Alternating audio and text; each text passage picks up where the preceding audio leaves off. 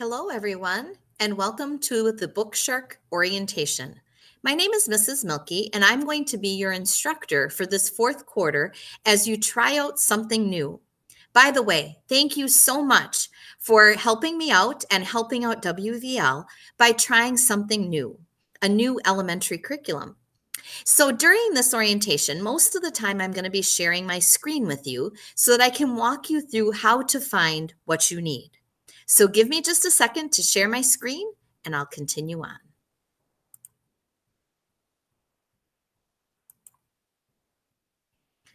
All right, everyone, I hope that you can see my screen here. This is the dashboard in Canvas, and I have a lot of courses because I teach a lot of different courses at WVL. You're not going to have this many when you log in.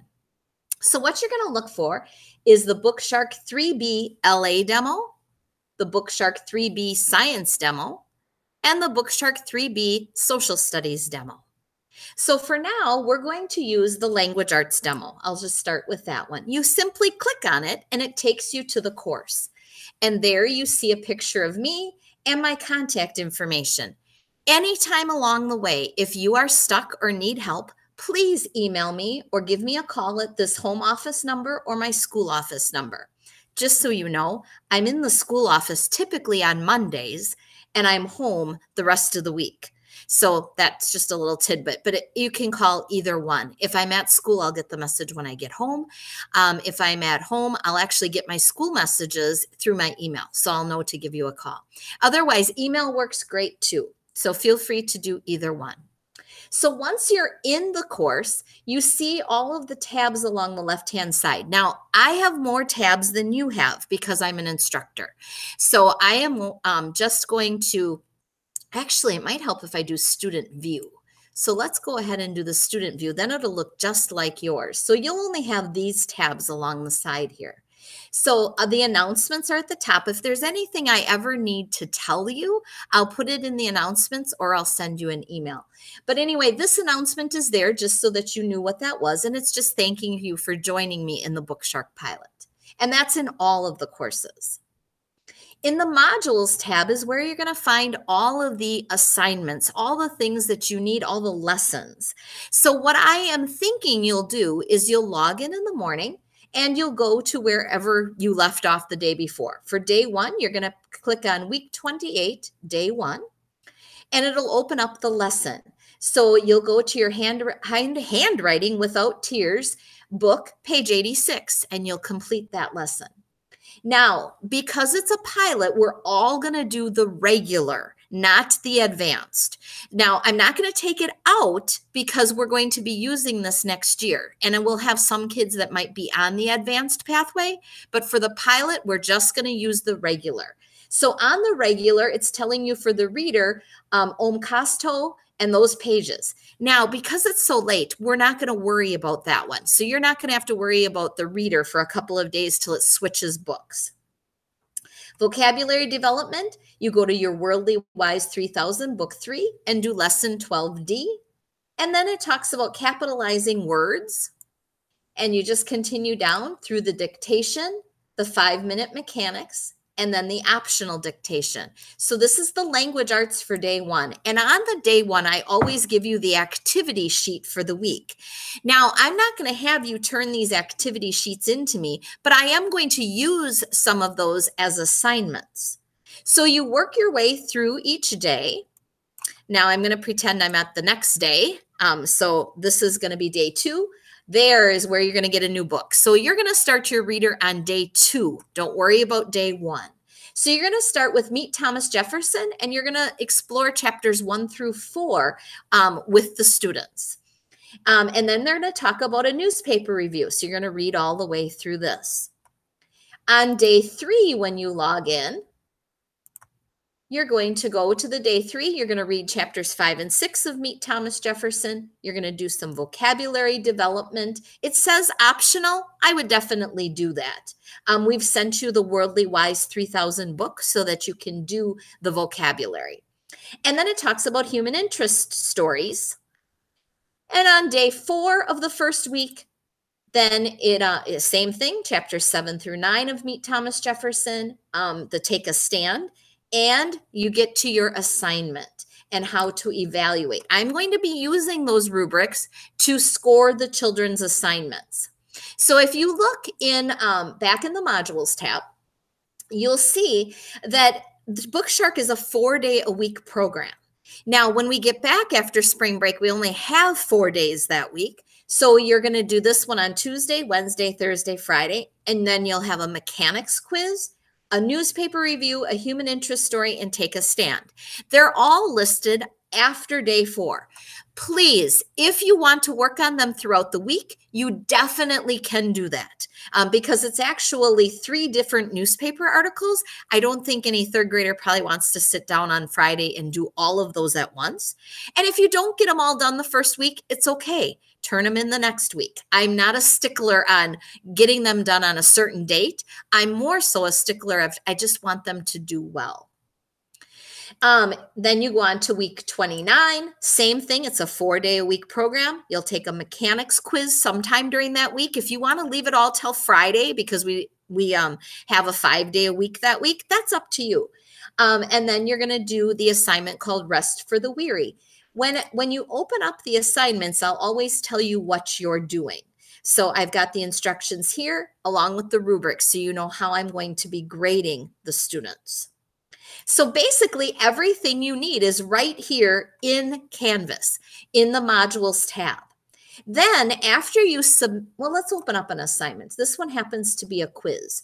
So you click take the quiz and the quiz questions come up for you. And you just work your way through each question. If your child has questions, go ahead and help them out with their questions. Once you're done with the quiz, at the bottom, there's going to be a submit quiz button. You'll submit that when you're all finished. This one happens to have 3 different questions. If we go into one of the other assignments, not a quiz, but an assignment, it tells you what to do, gives you the rubric. When you're ready to submit that assignment, you click submit, and then it asks you how you're going to do it. Are you going to upload a file? Are you going to enter your answer right here as a text entry? Or did you do it in Google Docs and you're going to give me the website URL to that Google Doc? I've allowed you anyway. So if you've saved your paragraph as like a Word document, you can submit, you can upload it. If you want to type it right in here and submit it as a text entry, you can do that. Or if you want to do it in Google Docs, you can do that and then submit the URL. Either way is fine. Once you put in, the document, then you just click submit assignment and it'll go right in. Whenever you're wondering how the students are doing, you go ahead and click the grades tab on the left and it'll show you here how they're doing. Now, to give you a clue, what this means is that right now it's not submitted. Once it's submitted, there's going to be an icon there to let you know that it is submitted and it's waiting for me to be graded. So if it's a Google Doc, there looks to be a little link there. If it's a text entry, I think it looks like a piece of paper. So there'll be an icon there letting you know, oh, it's in there. Mrs. Milky just hasn't had time to grade it yet. Once it's graded, that score will change to a number and it'll let you know how they did. Out of 30, how many points did they get? Out of 8, how many points did they get? And it tells you all the due dates here too. Like I said, I'm not a big stickler on due dates. Just work your way through and submit them as you finish them. You'll notice that right now in the modules tab, I think I have 4 weeks posted for you, or 5 weeks. Let me see here. I have through week 31 posted for you. So I have 28, 29, 30, and 31. I have 4 weeks posted. I will keep posting them all the way through week 36. So as I get the quizzes done and the assignments done, I will post all of those for you. The last tab that you'll see is the Blackboard Collaborate tab. And that's if you need to meet with me other than in like on the phone, we can always meet in a Blackboard Collaborate room. And what you do is you click on that, and I don't think I have it set up right now. I don't. So if we need to do that, I'll set that up, and there'll be a link here. You'll just click it, and it'll take you into the Blackboard Collaborate room to meet with me. So that's basically the language arts. Now I'm going to go into, let's do science or social studies. Let's do science next, since it's the next one in our list. And again, I'll go to student view so that you can see exactly what it is like on your end. So again, the announcements tab, and then everything you need for science is found here in the modules tab, set up exactly the same way as it was set up for language arts. So week 28, day 1, our first day, you're going to click here. It's going to tell you to go into your Real Science for Kids Biology Level 1 and read 10.1 and 10.2 together. Take a look at your activity sheet for the week, especially numbers 1 through 3 is what's going to be in that lesson for the day. And we are not doing the lyrical life science, so you're not going to have to worry about that optional piece. Again, the activity sheet is there for you on Monday. These are actually your quiz questions that I have put into the modules tab. So you'll see each week there's a science quiz. Those questions come right from the activity sheet. So if you're working on that throughout the week, then when you get to the end of the week, you can open up the science quiz and go ahead and answer the questions in here so that I can grade it. So that would be a good way to do it. If you want to just wait till the end of the week as like a review and make sure that the kids know what they're talking about, you can just come in and have them take their quiz on Friday after you've done the whole week. After they've answered all the questions, you submit it. Now, to give you a clue with quizzes, sometimes there's questions they have to answer in the box, like essay questions or short answer questions, basically, like what makes planet Earth unique when compared to other planets in the solar system. Sometimes they have to fill in the boxes. So they'll fill in with a vocabulary word in each of those boxes. They just click in there and type. Here's another essay question. Here's a matching. So I'm asking you, what I tried to do, honestly, was to take the images from the activity sheet and put them into the quiz, and I could not get it to work. So what I said here is take out the activity sheet for week 28 and look at the image for question number 4. Match the brief description for the event happening in the food cycle. So event 1, you just choose which one it is. Event 2, you choose which one it is. So they'll match those up. That's a matching question. Here's some more fill in the blanks, more matching, and another essay question. So all different kinds of questions. When they've answered them all, they click submit at the bottom. So like I said, you're going to see in the modules tab that each week I have given you the 4 days of instruction and a quiz. 4 days of instruction and a quiz for each week. If you want to work on that quiz throughout the week, you can. I would just do it on the activity sheet probably and then transfer it over. Or if you want to open it up and keep saving it, no, I don't think that won't work out very well because you need to submit it at the end. Same thing with the grades tab here. Once you've submitted something, there'll be an icon in the score to show you that you've submitted it. It's just waiting for me.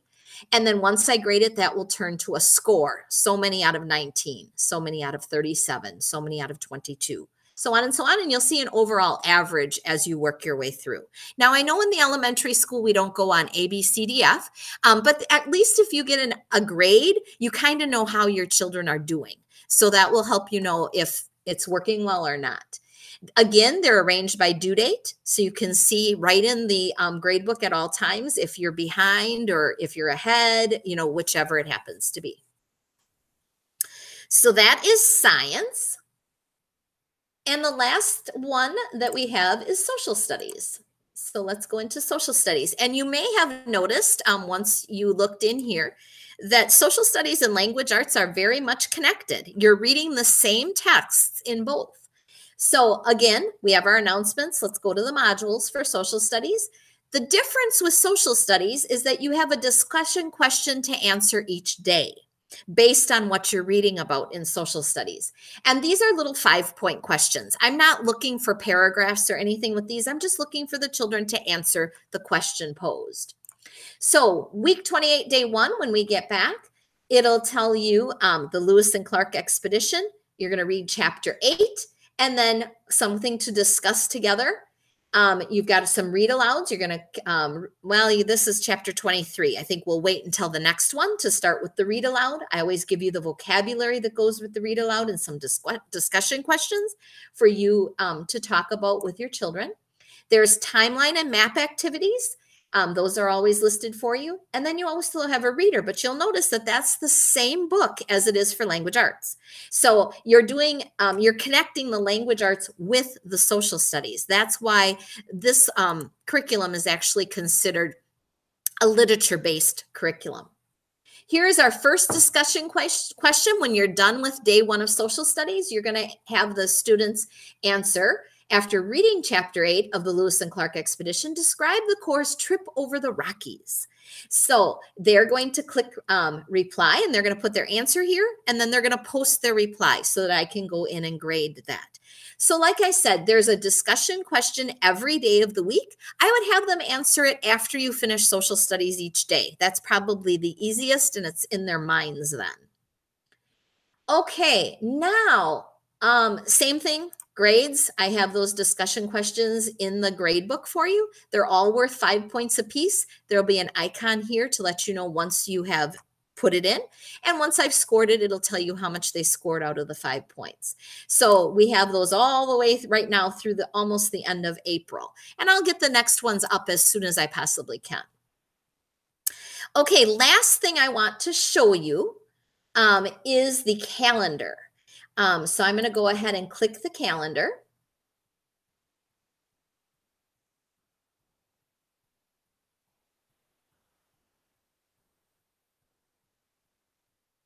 And it's taking a while here to get to the calendar.